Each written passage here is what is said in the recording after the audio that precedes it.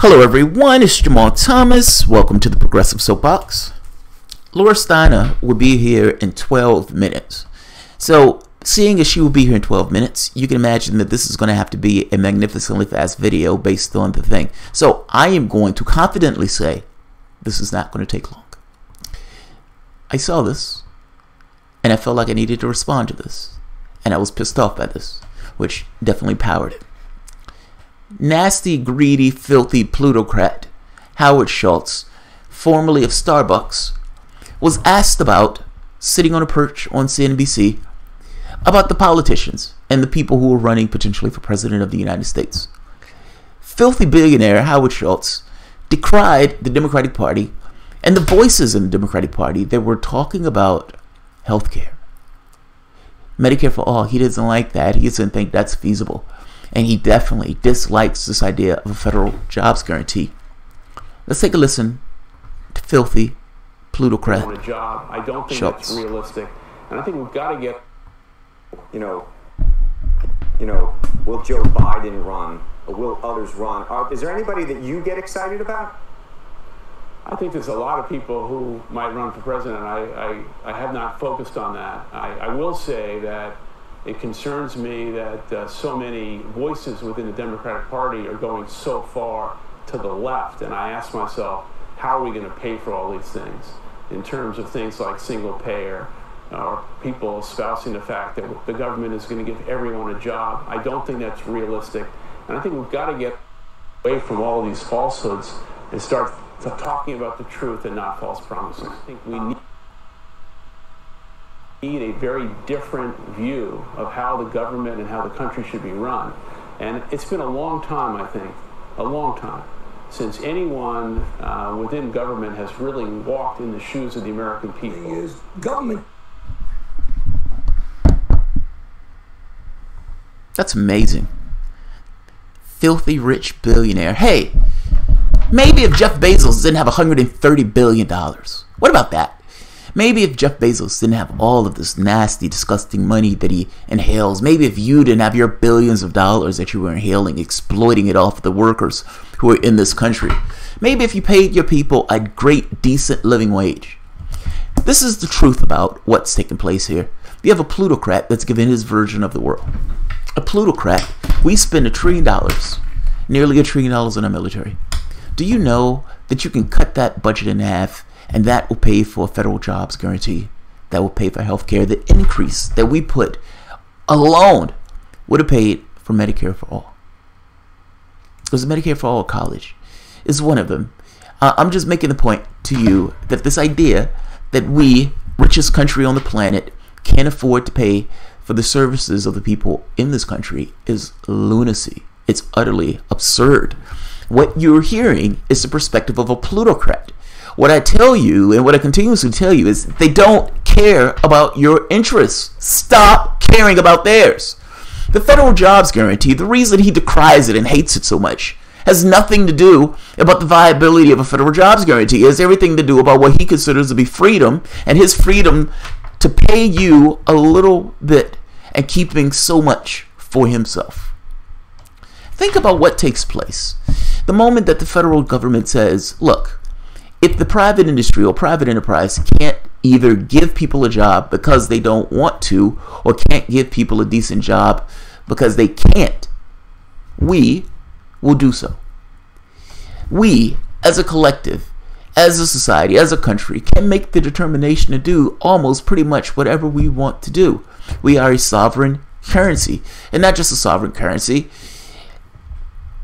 It depends on what our priorities are and what we want to take care of. Fact is, spending $1 trillion murdering people and killing people around the globe. Hey, cut that in half.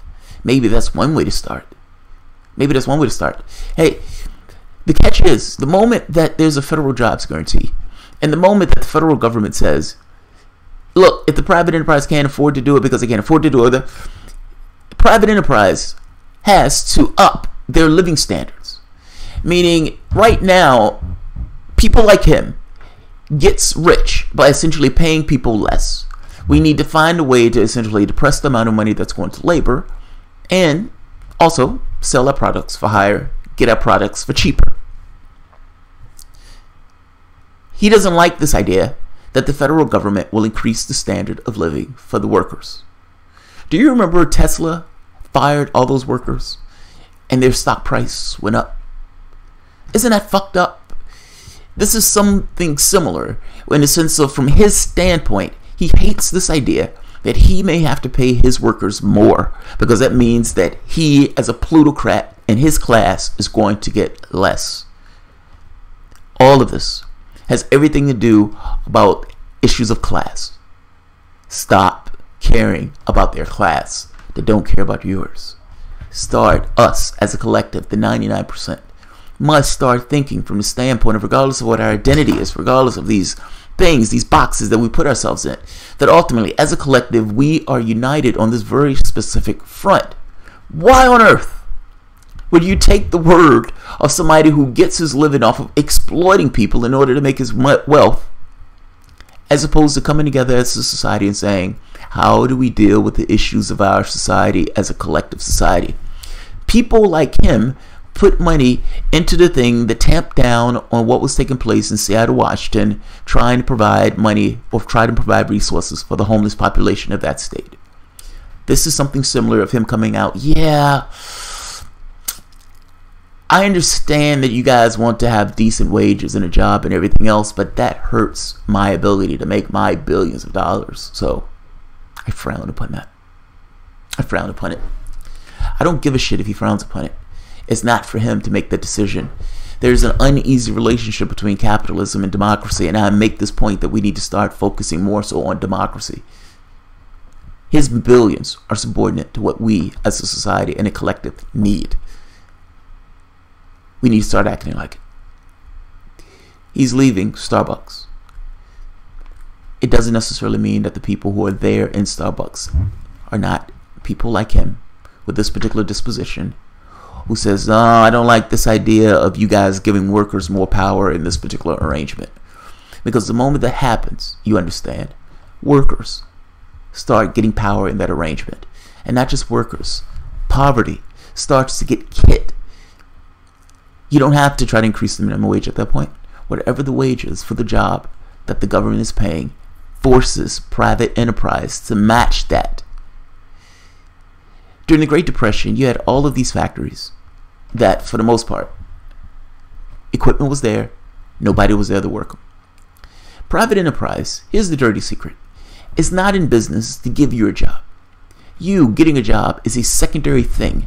They may use this as if they were looking for your best interest. They're looking for their own best interest. They want to make as much profit as they possibly can, and they do that by attacking labor. Now, fact is, they will give you a job if, and only if, they can make profit off of you and giving you that job. But they're not there to make your society better. They're not there to give you a job. They're not there to help you out. They're not there to help your community. They're there purely because they want to make a buck. You are secondary to that process. Putting money in their pockets with this idea of a tax cut is just putting money in their pockets. They're not creating a job unless they can make a buck off of you. The government has a different purview. And I'm making this point to you that this idea of a federal jobs guarantee is a win-win from the standpoint of, if you're conservative and you think these people need to get a job, there you are. We're making sure they get a job. That's money that's going back into the community. That's one less person on some kind of service. That's a win-win. He doesn't like it because for people of his class, that is not a win. That hurts people of his class. I'm making the point to you that you should not care. Leave it at that. Yes, if this sounds like class war, it is class war because they've waged a class war on you for the past 40, 50 years. And even this conversation right here that he's making, telling you that Medicare for all is not possible, despite it being all over the world. The United States, for whatever reason, richest country on the planet, can't necessarily afford it. No idea why. He just throws the shit out there. It's nonsense. It is people of his class not necessarily wanting to pay their fair share and able to rush-shot over any notion of democracy in pursuit of capitalistic hellscape.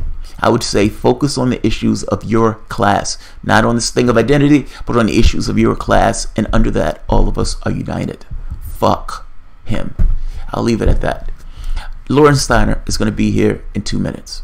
Thanks, guys.